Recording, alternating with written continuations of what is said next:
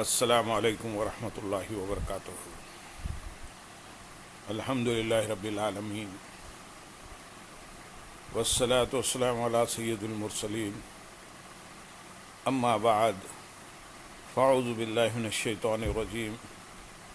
بسم اللہ الرحمن الرحیم۔ برادران عزیز و معزز خواتین، آج کی اس نشست میں سورۃ العنکبوت کی آیت نمبر 21 سے آیت نمبر 26 تک تمام آیات کا ترجمہ و تفسیر پیش کرنے کی سعادت حاصل کی جائے گی۔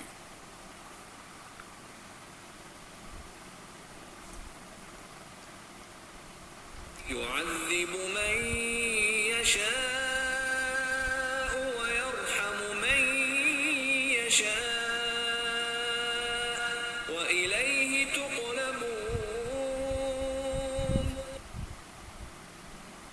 وما أنتم بمعجزين في الأرض ولا في السماء وما لكم من دون الله من ولي ولا نصير والذين كفروا بآيات الله ولقائه أولئك يئسوا من رحمتي وأولئك لهم عذاب أليم فما كان جواب قومه إلا أن قالوا اقتلوه أو حرقوه فأنجاه الله من النار إن في ذلك لآيات لقوم يؤمنون وقال إنما اتخذتم من دون الله أوثانا مودة بينكم في الحياة الدنيا ثم يوم القيامة يكفر بعضكم ببعض ويلعن بعضكم بعضا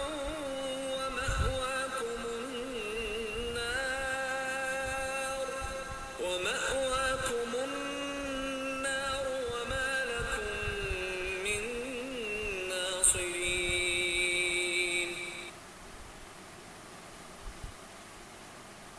فآمن له لوط وقال إني مهاجر إلى ربي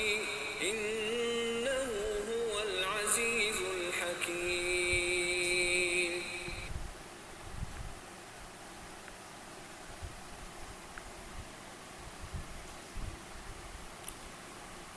وہ جسے چاہتا ہے عذاب دیتا ہے اور جس پر چاہتا ہے رحم فرماتا ہے، اور تم اسی کی طرف پلٹائے جاؤ گے۔ اور نہ تم زمین میں ہمیں عاجز کرنے والے ہو اور نہ آسمان میں، اور تمہارے لیے اللہ کے سوا نہ کوئی کام بنانے والا ہے اور نہ مددگار۔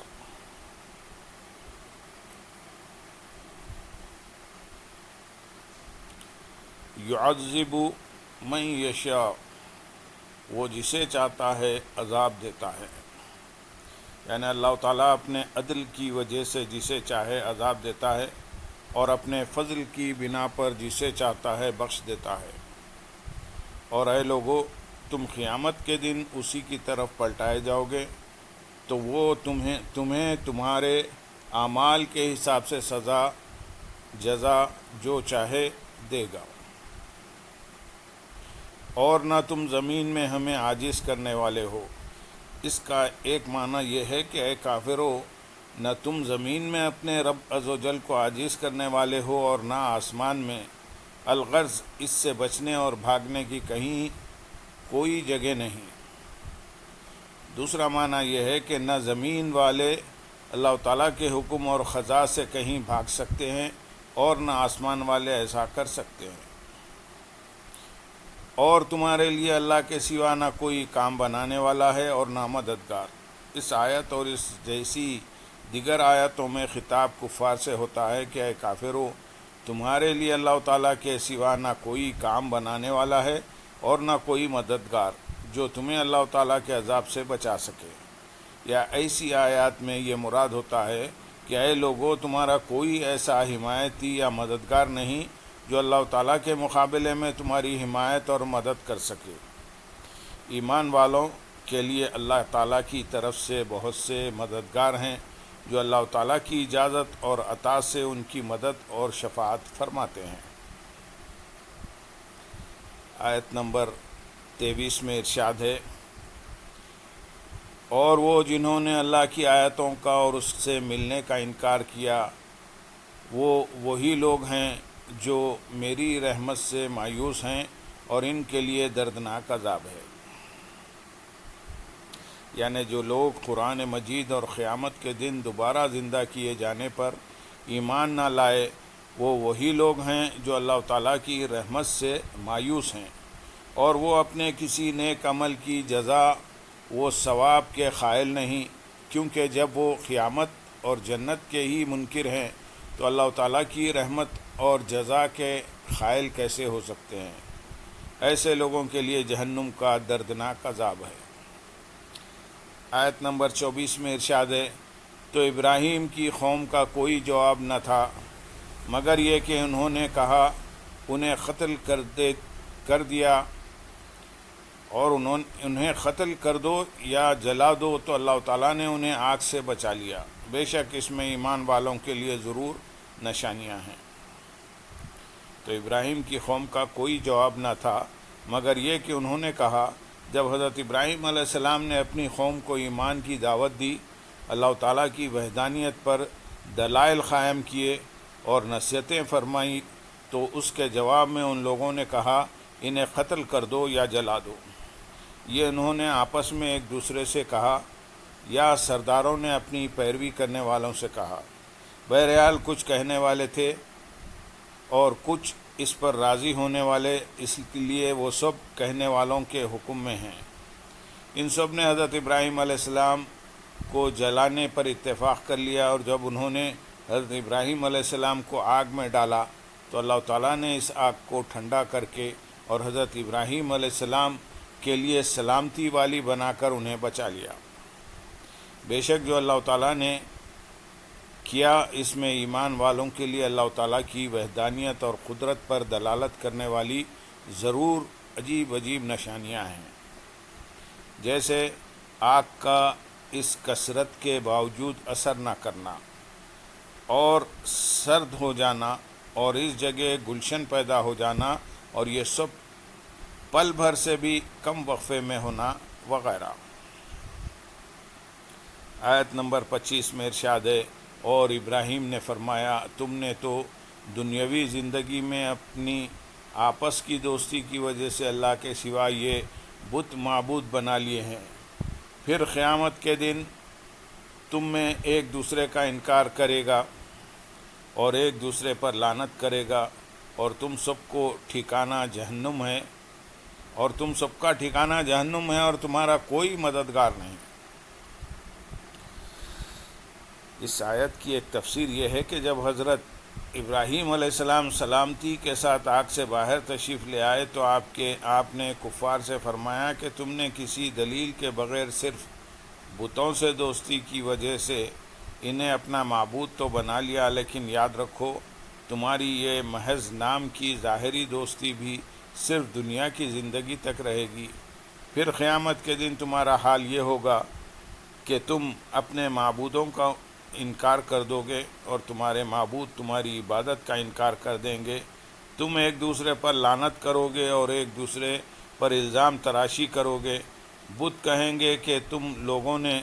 میری عبادت کر کے مجھے جہنم میں ڈلوا دیا، اور تم کہو گے کہ ہمیں اپنی عبادت کے ذریعے گمراہ کر کے تم نے ہمیں عذاب میں مبتلا کر دیا۔ تم لعن تان کے ذریعے ایک دوسرے کو دور کرنے کی کوشش کرو گے لیکن